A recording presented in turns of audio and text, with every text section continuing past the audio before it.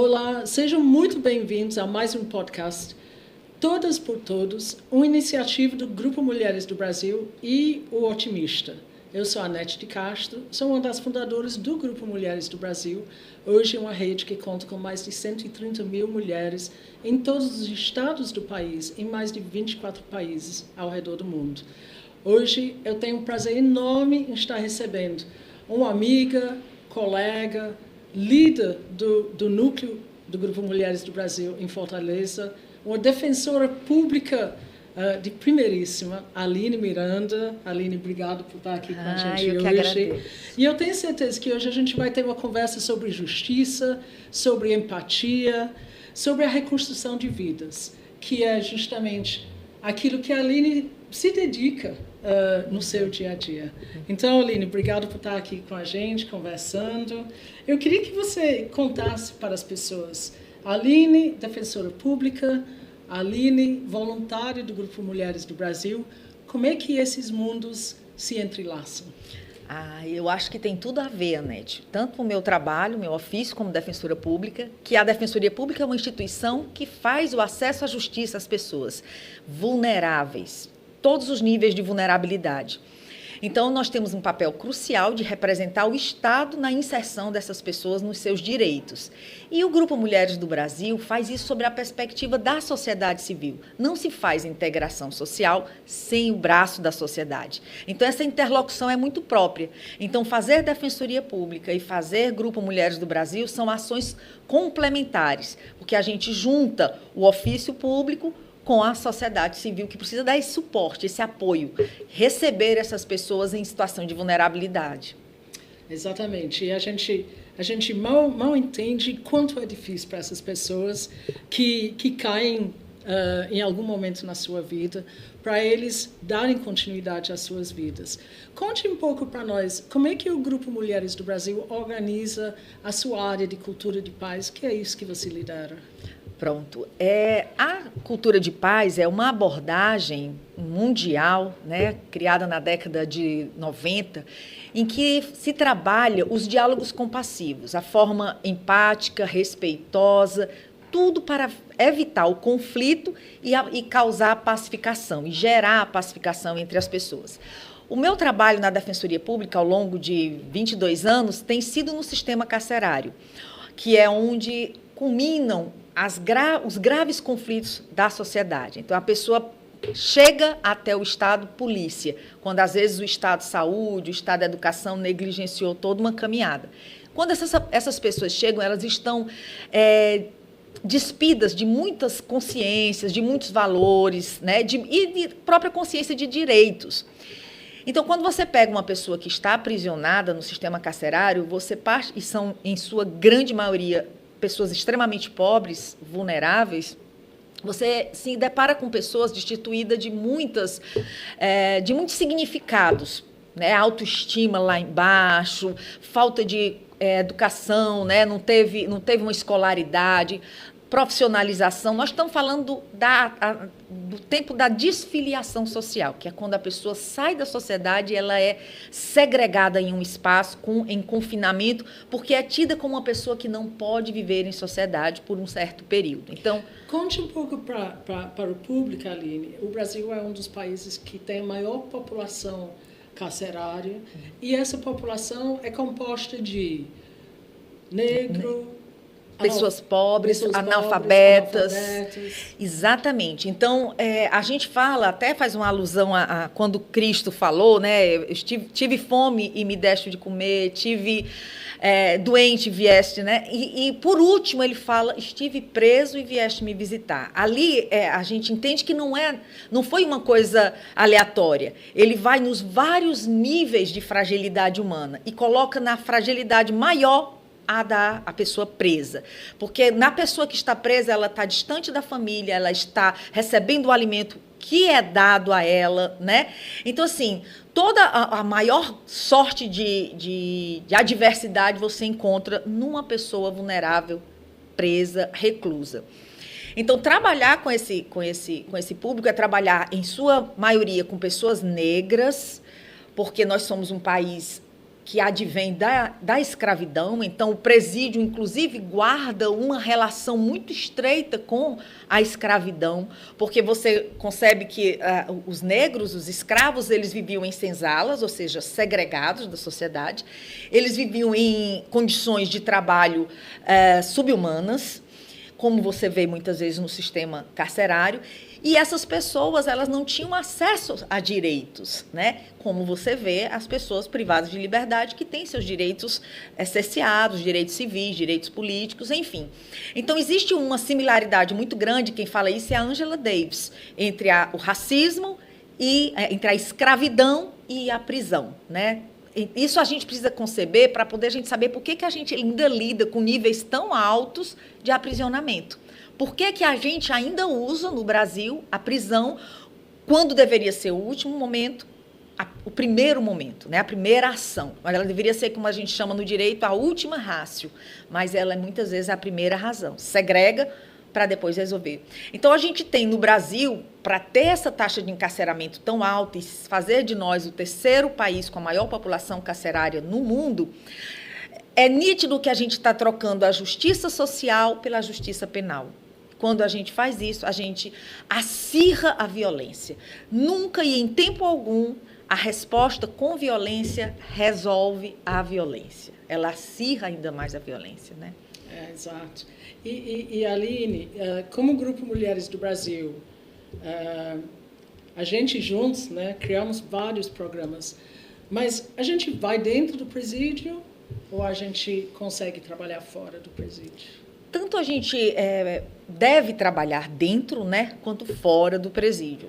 Esse momento da transição, os primeiros anos em que a pessoa sai da unidade prisional, as pesquisas apontam que são os anos cruciais de apoio. Aquela pessoa, ao sair do sistema carcerário, ela está, muitas vezes, com os seus laços afetivos todos rompidos, com os laços familiares rompidos. A própria sociedade de onde ela saiu, ela é vista com muita reserva, né? Então, existe uma estigmatização muito grande. A falta de qualificação profissional é o que mantém, muitas vezes, fora do mercado de trabalho. Então, muitas vezes, não tem outra alternativa que não ingressar nesse ciclo da violência. Então, logo que elas estão saindo das unidades prisionais, se você fizer um trabalho de apoio, de suporte, tanto socioemocional, quanto de qualificação, quanto apelo para a inserção no mercado de trabalho, seja através da atividade autônoma, seja através da atividade formal, quando possível, é o ponto crucial para que a gente evite a reentrada e, por isso, a gente deixe de retroalimentar a violência. Dentro do sistema carcerário, é possível e é recomendado que haja também o trabalho de reinserção a partir do período de confinamento, né? Mas quando isso se torna difícil de se fazer, a gente faz o trabalho com as egressas, no que a gente chama de porta de saída. A porta de saída talvez seja até mais fácil a gente trabalhar do que durante o período de segregação. Até porque, durante o confinamento, existem muitas regras de convivência e de segurança dentro daquele espaço intramuros. Quando as pessoas saem, ainda que sob uma tornozeleira eletrônica ou ainda com a dependência de assinaturas mensais junto ao Poder Judiciário, ali você tem uma gama maior de liberdade, né? Diferente da prisão. E ali você pode trabalhar várias outras dimensões do humano, a sociabilidade dela, né? Tirar daquele espaço que é tão adoecedor, né? Que é tão desumano que são as prisões, né? É isso. Pessoal, para quem está nos escutando, esse conhecimento que a Aline tem de mais de 20 anos na Defensoria Pública trouxe para nós, do Grupo Mulheres do Brasil, uma necessidade absoluta da gente fazer a nossa parte. E a gente começou indo para dentro do sistema. Chegou a pandemia e a gente entendeu que a gente podia pegar essas mulheres mais vulneráveis e ajudá-las quando da saída. E criou-se, ao longo desses anos, um programa que a gente tem muito orgulho, que chama-se Vozes da Liberdade. Esse programa ele já está na sua 7ª edição, onde a gente recebe essas mulheres e a gente faz um trabalho diferenciado. Aí eu queria, Aline, você que é líder de Vozes da Liberdade, juntamente com a Eto, a nossa líder de artesanato, né? Contar para a gente um pouco como é que isso transforma a vida dessas pessoas, o que é que a gente está fazendo e quem poderia estar junto com a gente para fazer mais. O Voz da Liberdade, para mim, é um encantamento, é a realização de um sonho, né? Porque o Vozes da Liberdade, ele empodera essas mulheres, ele visibiliza essas mulheres, ele acolhe essas mulheres, ele dá ferramentas e estruturas, tanto emocionais quanto profissionais, para que ela se reescreva a sua história, para que ela reconstrua a sua história. E ao longo de todos esse Vozes da Liberdade, o que a gente vê é uma grande afinidade entre as pessoas, forma-se uma rede de suporte, de apoio. O Vozes, ele estimula isso. Então, cada mulher ajuda outra mulher. Ao ponto, por exemplo, de você ter uma mulher que saiu do sistema carcerário, que tem filhos pequenos e que vai deixar o filho com o marido. E outra que é mãe, solo, e que não tem com quem deixar o filho. Aí, essa que está indo, oferece que o marido acolha o filho da outra para que as duas possam fazer. Esse simples gesto que o Vozes estimula entre elas próprias, fomenta a solidariedade, fomenta o apoio mútuo, a sororidade. E entre as voluntárias e elas, isso também se estabelece de uma forma muito tranquila, porque você vê mulheres de várias classes sociais, de vários níveis de escolaridade, reconhecendo as dores, as fragilidades de outras mulheres, e isso cria um elo de empatia muito grande. Você se coloca no lugar do outro, de um respeito mútuo.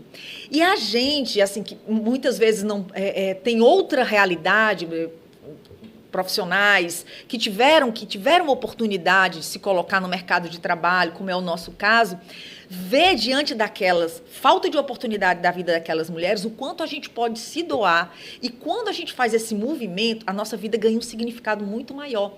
A gente tem um senso de utilidade muito maior. A gente faz diferença na vida das outras pessoas. E elas fazem diferença nas nossas vidas, nos tornando mais resilientes, mais afetuosas, mais sensíveis à dor do outro e menos exigentes com a nossa própria vida, por tanto que a gente já recebe, por tanto que já nos foi dado, né? Então, assim, isso acho que gera em todos nós, tanto nelas, quanto nas mulheres alunas, quanto nós que somos voluntárias, gera um crescimento de humanidade, né? E isso faz toda a diferença. Acho que isso ajuda nas nossas relações familiares, nas nossas relações profissionais, na nossa relação na rua, de ser mais tolerante.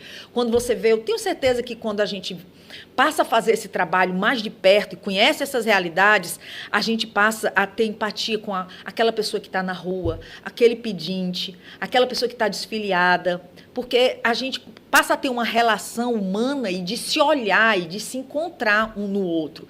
Isso, para mim, assim, eu acho que é um ganho muito assim, exponencial para todos que estão envolvidos, né, no projeto. Você vê a própria Ethel, né, que é a nossa artesã, mestre, que ensina a habilidade que ela adquiriu durante todos os anos, com tanto amor, ela doa aquele conhecimento para essas pessoas. E isso, quando ela fala de quanto tocou para ela ir ao presídio, ver aqueles espaços, realidades tão diferentes, o quanto aquilo impactou positivamente na vida dela, eu tenho certeza que o Voz da Liberdade nos faz pessoas melhores.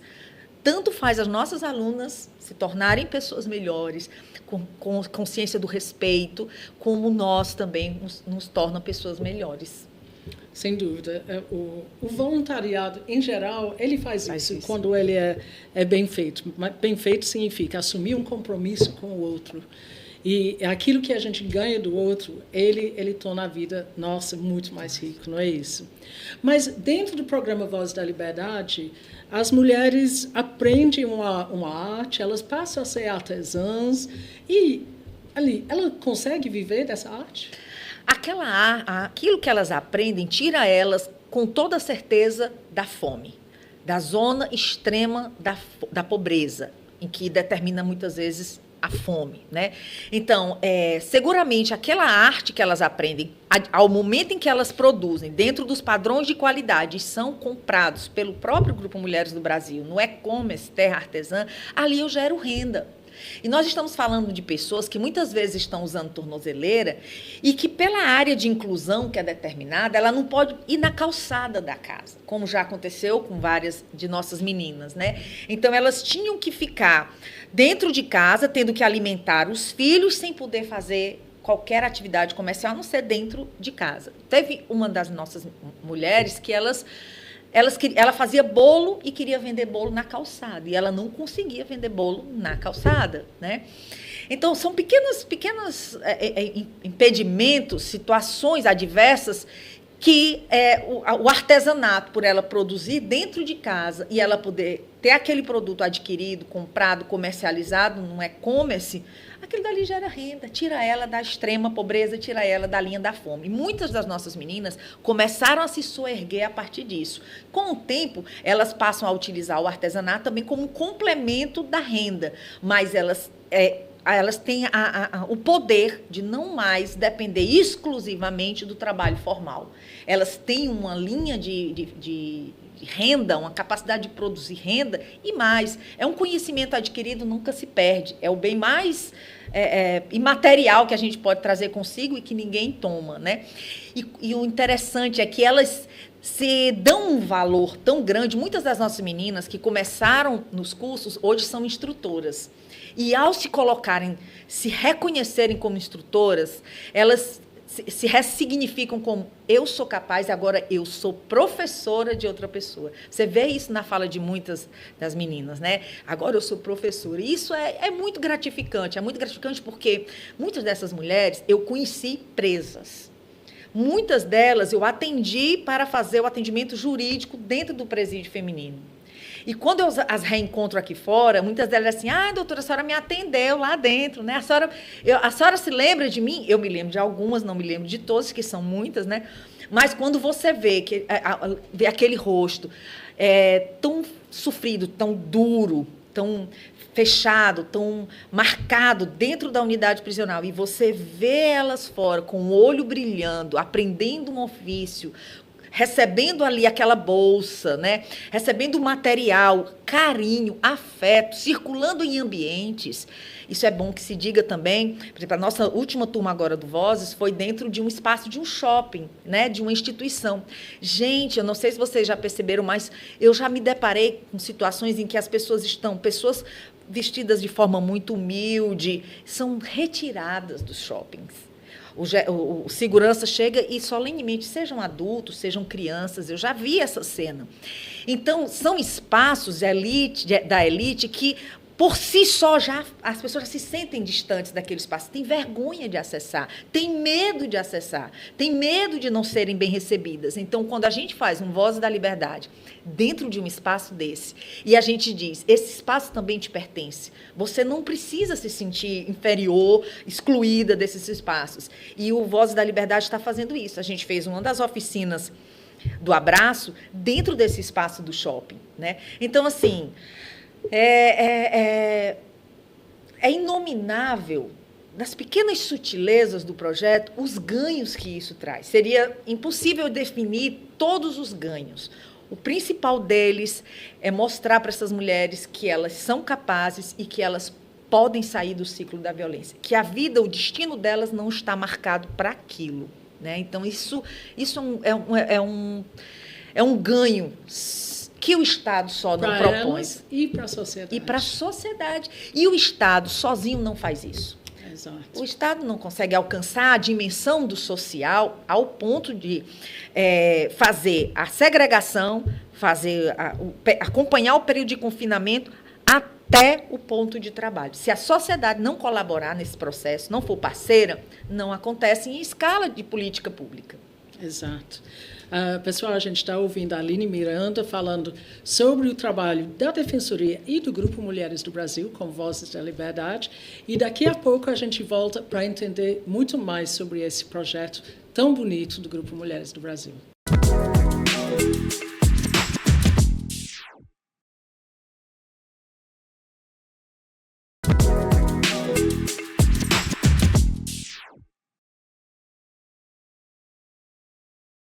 Olá, vamos voltar a escutar um pouco mais com a Aline Miranda, líder do Grupo Mulheres do Brasil, defensora pública.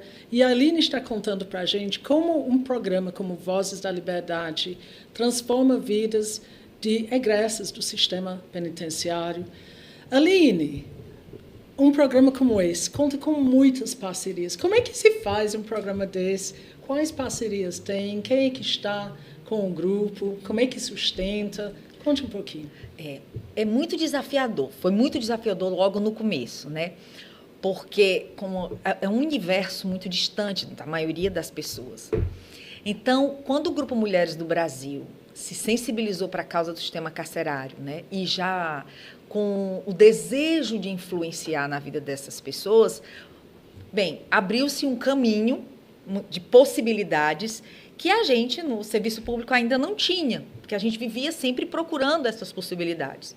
Então, quando o Grupo Mulheres do Brasil chegou, decidido a fazer ações para as pessoas ligadas ao sistema carcerário, ela trouxe consigo toda a sua rede de contatos, e que não é pequena, né? Então, são pessoas de negócios, mulheres de empresas, né?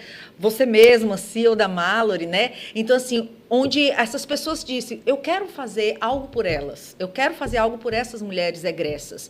E então veio a parceria com a FIEC, com o Senai, veio a parceria com faculdades, né? Porque essa questão da responsabilidade social, ela agrega muito e ela é boa para todas as gentes e para todas as áreas, seja da iniciativa privada, a pública que tem por dever, pelo bem-estar social que deve garantir, mas não só, as universidades, várias OSCs que têm esse trabalho social. Então, assim, se formou uma rede com várias faculdades, a gente começou com o Unicet, né, Farias Brito, Faculdade Paulo Picanso,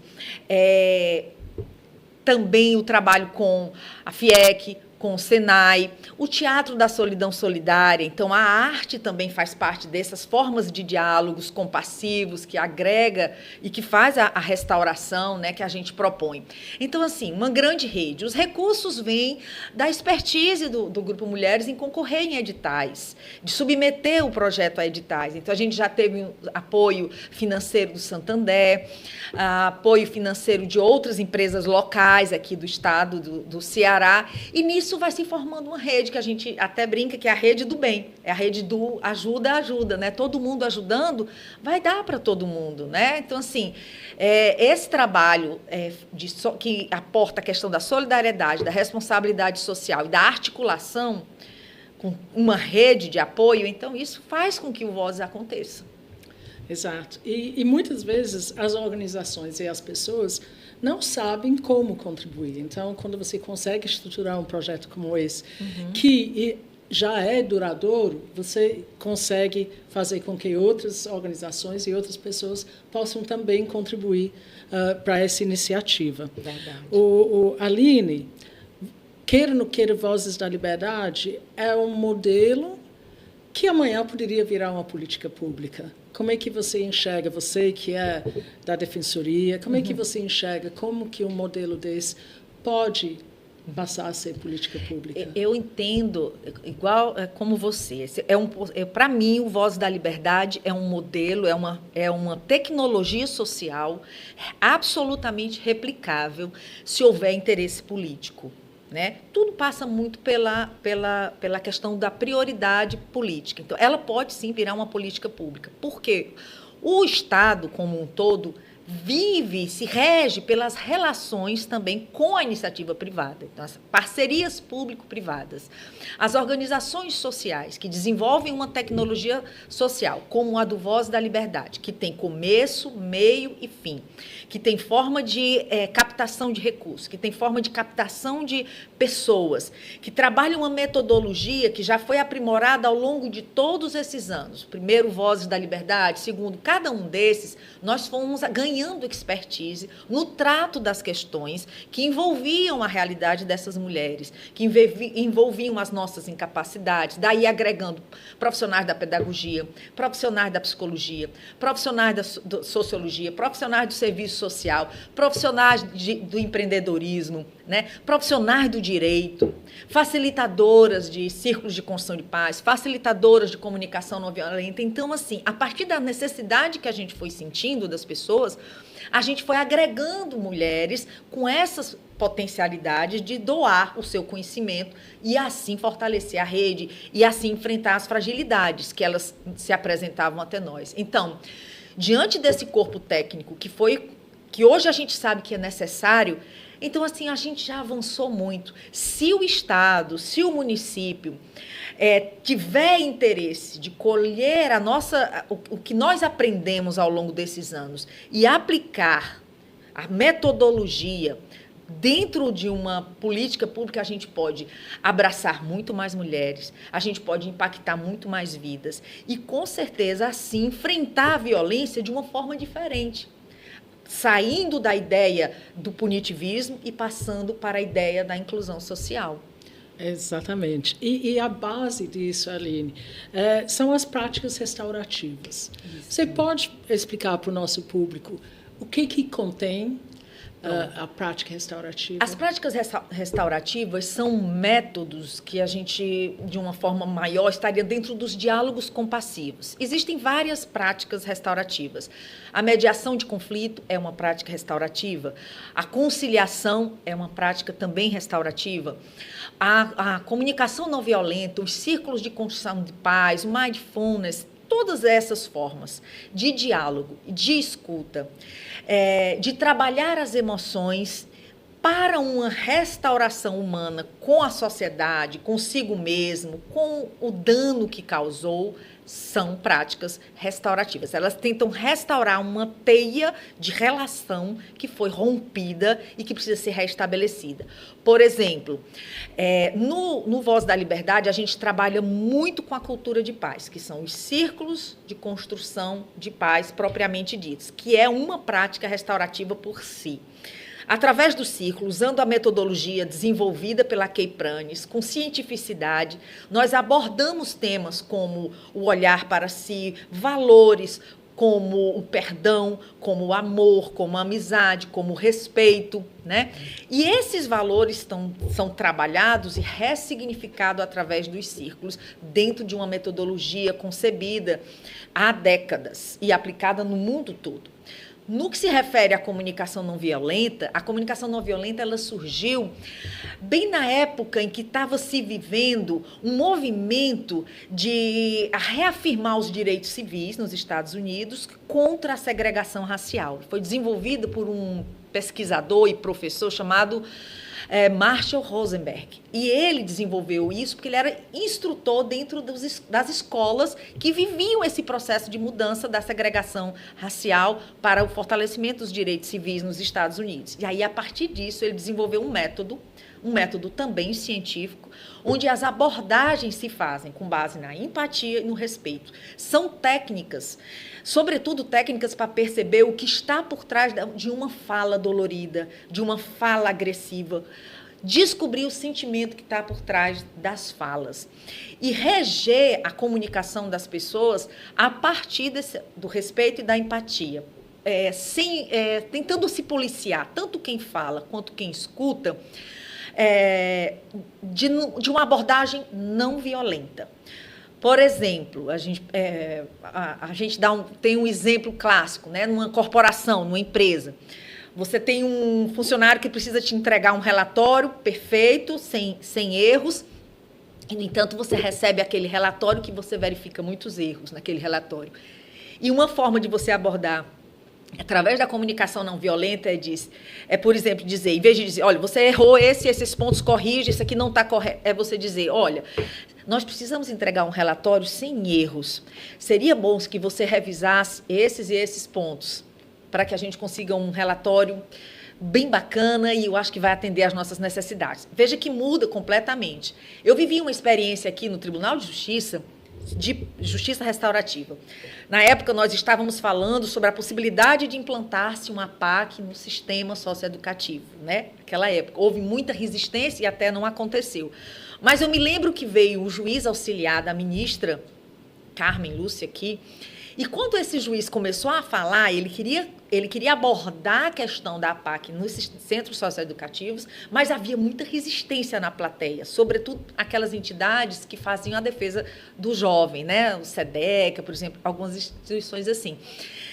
E quando ele começou a abordar, a falar, ele estava no palco, e ele começou simplesmente, o que se espera de uma figura do juiz, todo trajado, paletó, gravata e tudo. E para ele desenvolver um diálogo mais aberto com toda aquela plateia, ele começou a tirar o paletó, botou na cadeira, desfez a gravata e dobrou a camisa e ficou dialogando sem ser mais a figura da autoridade do juiz. Quando ele fez esse movimento, ele estava justamente fazendo uma técnica de comunicação não violenta, porque ele estava diante de um público que era resistente às ideias que ele queria defender. Então, ele passou de um momento de igualdade, de colocar numa situação até de humildade, que naquele papel que ele desempenha, muitas vezes mantém-se a autoridade para manter a imposição, enfim.